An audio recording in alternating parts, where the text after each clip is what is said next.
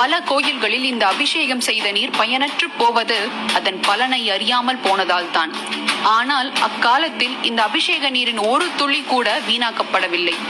பழங்கால கோயில்கள் எல்லாவற்றிலும் அந்த கோயிலுக்கு சொந்தமான விவசாய நிலமோ கோயில் நந்தவனமோ அக்கோயிலை ஒட்டியே அமைந்திருக்கும். கருவறையில் இருந்து வெளியேறும் அபிஷேக நீர் ஒரு தொட்டியில் சேகரிக்கப்பட்டு கோயிலைச் சேர்ந்த அந்த நிலத்திற்கு எடுத்துச் செல்லப்படும். எதற்காக என்று யோசிக்கிறீர்களா? பால், தயிர், நெய், இளநீர், பஞ்சாமிர்தத்தில் இருக்கும் பழக்கலவை போன்றவை செடிகளுக்கு சிறந்த உரமாகும். கரும்புச்சாறு மண்ணை வளமாக்கும். மஞ்சள் ஒரு சிறந்த பூச்சிக்கொல்லி.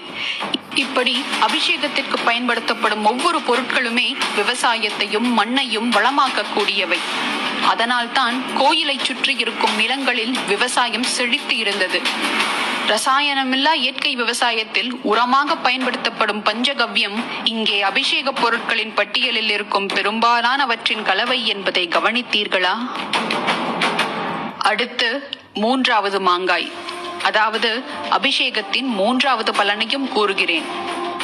இந்த அவசர உலகத்தின் வேகத்திற்கு ஈடு கொடுப்பதற்காக ஓடிக்கொண்டே இருக்கும் நாம் ஒரு கட்டத்தில் வேலைப்பழு தாங்காமல் மன அழுத்தத்திற்கு உள்ளாகும் போது எங்காவது சுற்றுலா சென்று வரலாம் என்று யோசிப்போம்.